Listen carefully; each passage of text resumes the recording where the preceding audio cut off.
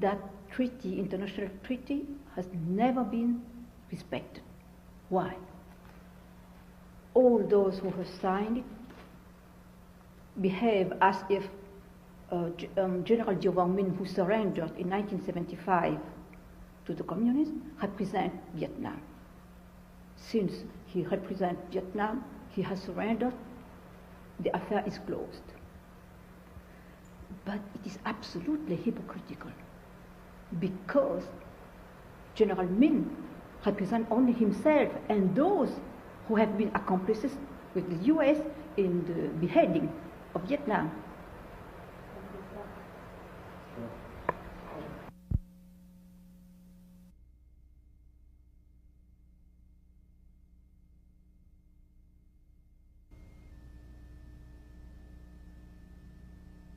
Take 5, roll please.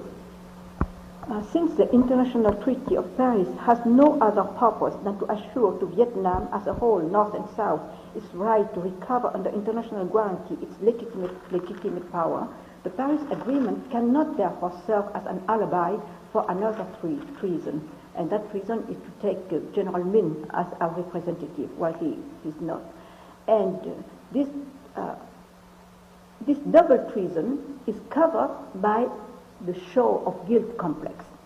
That guilt complex allows the US not to be questioned and also permits the communists not to be questioned. But in fact, by making a show of that guilt complex, the US pretends to be wholly in front of those who do not know the truth, while in fact its so-called guilt complex, well publicized but not at all elucidated, only helps to cover up until now its double crime, all against Vietnam as a nation. The consequences are the religious fanaticism. In 1965, when the Buddhist affair went off US hands, one of the golden boys of the US went with American planes, bombs and all those things, and smashed the pagodas. After that, of course, the US was convinced that any religious fanaticism can be treated in that way. The second consequence is it is that the US embassy in Saigon has been used as a center for subversive war, undeclared subversive war against Vietnam, to destabilize the country, and including the murder of the legitimate chief. I don't know what was done in Iran, but I consider that the role of the diplomats are not to cover an undeclared subversive war, because it would be too unjust for them to have their life endangered because of that. And that's why I think that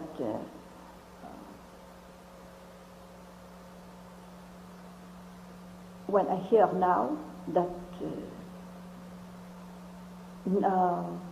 never again what? Never again, that means that the embassies cannot be transformed like in Vietnam, in vice versa, not to think that they can change with retaliations, swift and thorough. Because in that case, we can brace ourselves for a real global war. Because whoever can do that, use an embassy for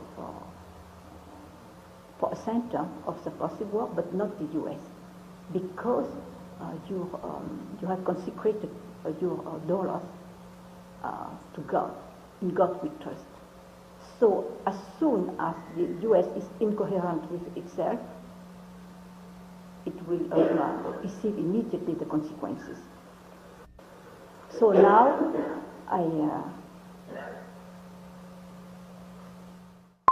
you can put up your questions.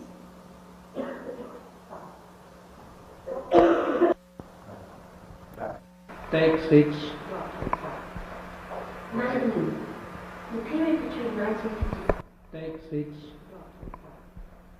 Madam Lee, the period between 1954 and 1963, during which President Siem was head of government, can you tell us a little bit of what he was like? Can you characterize him and say maybe if he changed during that 9-year period? Oh, he has never changed. To characterize him, I can say that he was a just man, like in the Bible. That means he could err, but he always wanted to make amends immediately. And that's why I consider that it was a crime from the West to have condemned him, to have killed him, without giving him the opportunity to even answer, to speak. Because at that time, you do not know that thing. He asked, but what's wrong? What would you like me to do? And you know what was said to him?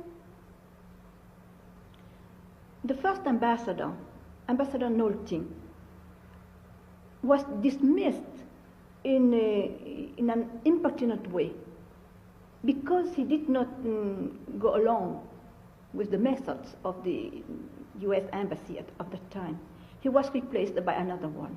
That one, at the question of President Siem asking, what's wrong? What must I say? Must I do? Just say, nothing. Just keep quiet. Don't say anything. All this is mounted by the press, by the media. Leave us, we shall arrange it. And it is just for him to keep quiet and to be murdered, to be stabbed in the back without speaking. What about your early impressions of the Americans? when they were first there, did you feel they knew what they were doing? My first impressions of the Americans, at first I was very, how do you say, bien intentionné, means I have the best prejudices for them. I consider that they are genuine people and with whom one can get along very well. There is no problem. But people like Colonel Lansdale, who was giving Siem advice at the time, for instance. Yes, Colonel Lansdale, I must say that I don't know him very well. I don't know him very well. I met him a few times, but I think that really for the President Godin Siem met the Americans, and genuinely he likes them. He considered that he could get along with them. For us, we did not have many opportunities to see them, but I believe that Colonel Lansdale, now he's a general, was a good friend, as many, and but like Ambassador Nolting also, but those who are our good friends were dismissed. Madam, during the Siem period, you were known as the First Lady of Vietnam. Could you define your role a little bit? Oh no, this is too complicated, and if it would make volumes to speak of how I was caught by the skin of the neck like a kitten and thrown in an arena. Arena, you see? Yes, and it was.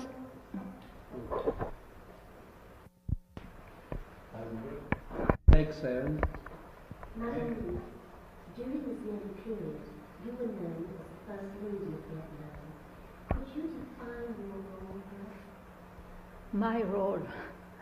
No, it is too difficult to define it. I can just say that I was taken by the skin of the neck by God, and like a little kitten thrown in an arena, and with the lions. But I believe that it is just because I was born under the sign of the lion and that God believes that I can get along with them.